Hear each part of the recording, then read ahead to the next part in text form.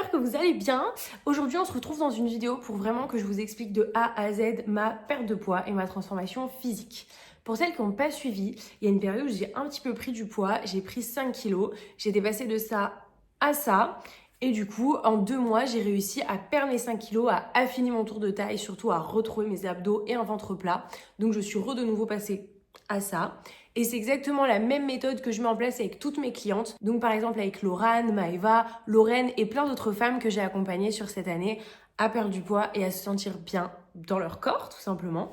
Donc déjà, la première chose à faire quand tu veux perdre du poids, c'est essayer de comprendre pourquoi est-ce que tu en as pris. Ok, donc je vous prends mon exemple à moi, forcément là quand j'ai pris ces 5 kilos, ça allait pas trop en fait à ce moment dans ma life et du coup j'ai commencé à manger un petit peu mes émotions, sauf que ça c'est quelque chose sur le moment on s'en rend pas compte. En fait je prenais 3 petits déjeuners au lieu d'un, je grignotais tout le temps, mais c'est pas des choses sur le moment où tu te dis ah bah là je suis en train de manger mes émotions, c'est pas quelque chose qui est forcément conscient, donc faut en prendre conscience pour réussir aussi à arrêter, arrêter tout simplement de grignoter ou à arrêter ce symptôme. Donc voilà, ça vraiment c'était moi personnellement. Après peut-être que toi c'est parce que ton corps il a changé, ça peut être lié à la pilule, tu vois, ça peut être lié tout simplement t'as arrêté le sport, t'as rencontré monsieur et et du coup t'as complètement changé tes habitudes en fait.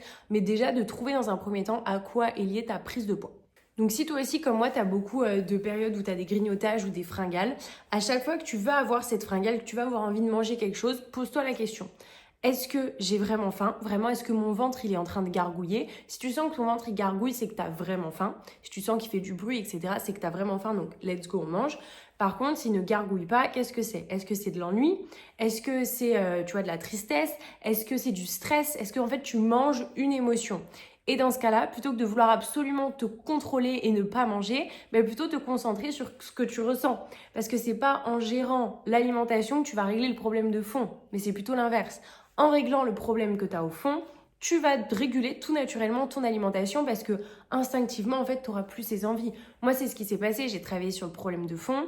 Quand j'essayais de m'empêcher de manger des pains au chocolat, je faisais que penser à mes pains au chocolat, ça m'aidait pas du tout. Mais en travaillant sur ce qui allait pas au fond de moi, pourquoi est-ce que j'étais stressée, pourquoi est-ce que ça allait pas et je mangeais mes émotions, et bien au fur et à mesure, j'ai plus envie en fait de manger. J'ai plus envie de manger 3 petits déjeuners. J'étais écœurée parce que je mangeais trop par rapport à ce dont j'avais besoin. Et naturellement, après, c'est revenu et ça s'est régulé. Ensuite, il va falloir naturellement que tu reprennes une activité physique. Donc moi, par exemple, ça a été vraiment le déclic une fois que je suis rentrée en France, parce que j'étais en Thaïlande pendant tout ça, de reprendre ma routine en fait qui est sportive, qui est à la salle de sport. Mais toi, ça peut être autre chose. En fait, il faut vraiment que tu trouves la routine qui toi te correspond. Moi, ça me correspond de faire du sport 5 jours sur 7. Peut-être que toi, ça va être beaucoup trop, ou pour d'autres pas assez. Enfin, le but vraiment, c'est que tu trouves toi quelque chose que tu vas tenir sur le long terme. Essaye pas de copier-coller une routine d'une influenceuse ou d'une fille que tu vois sur les réseaux en te disant elle l'a réussi donc sur moi aussi ça va marcher. Non. Ce qui marchera sur toi, c'est ce que tu vas tenir sur le long terme. C'est comme ça qu'on perd du poids sur le long terme et qu'on fait une perte de poids saine. En mettant en fait en place des habitudes, une routine qui te correspond et dans laquelle tu te sens bien. La perte de poids, ça ne doit pas être ton objectif principal tous les jours. Tu dois pas te réveiller tous les matins en devant cocher des cages en fait. Là, faut que je fasse ça pour perdre du poids, ça et ça. Ok, allez, c'est parti. Non. Faut que tu fasses du sport parce que tu te sens bien quand tu as fait du sport et ça te fait plaisir, c'est un moment pour toi. Donc, tu vas perdre du poids. Faut que tu te réveilles le matin en te disant, là, je vais manger sainement. Du coup, tu sais, t'es moins ballonné, tu te sens en meilleure forme, t'as plus d'énergie. Donc, tu perds du poids. Et pareil pour le sommeil, tu vois. Le fait que tu fasses du sport, que tu reprennes une activité physique, tu vas avoir une fatigue du coup qui est musculaire, donc de la bonne fatigue. Donc tu vas passer des meilleures nuits, tu vas passer plus de temps en fait en sommeil profond qu'en sommeil paradoxal. Du coup tu vas te réveiller, tu auras mieux dormi donc tu auras plus d'énergie. Comme tu as plus d'énergie, tu es de meilleure humeur. Et tu vois après c'est un effet aussi un petit peu boule de neige qui fait que t'as pas envie d'arrêter cette routine parce que ça t'apporte que du positif.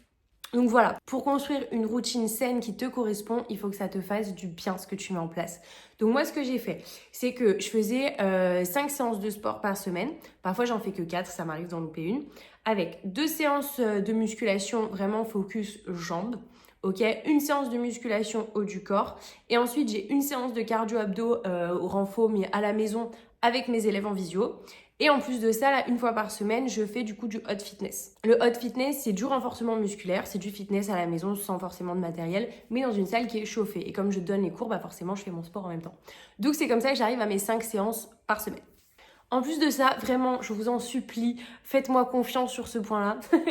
Mais comment faire du sport sans faire de sport? Ou comment plutôt brûler des calories sans faire de sport? La marche. Vraiment, faites vos pas. T'es pas obligé de faire 10 000 pas par jour. Si toi, là, tu regardes, tu vas sur Santé, tu ouvres ton application, tu regardes si ta moyenne de pas par semaine, par jour, elle est à 2 000 pas. Essaye pas directement de faire 10 000 pas par jour. Par contre, essaye de challenger, de faire 3 000, 4 000 et au fur et à mesure, une fois que ce sera réussi, tu augmenteras petit à petit. Moi, forcément, comme je suis sédentaire de base, je travaille toute la journée à la maison, je m'oblige à faire mes 10 000 pas par jour. Mais je sais que si un jour j'en fais 9 000 ou si un jour j'en fais 8 000, ben, c'est pas grave. Je compense sur l'alimentation, il faut vraiment, tu vois, que ce soit un équilibre entre tout. Ensuite, troisième étape, après le sport et les steps, l'alimentation. Ça devrait même être la première étape.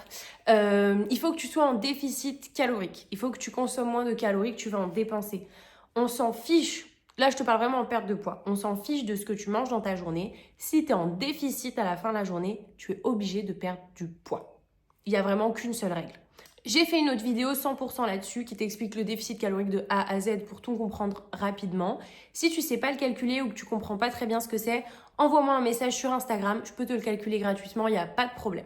Mais du coup, l'étape cruciale, c'est vraiment d'être en déficit calorique. Et enfin, il reste deux choses, boire ton eau et le sommeil.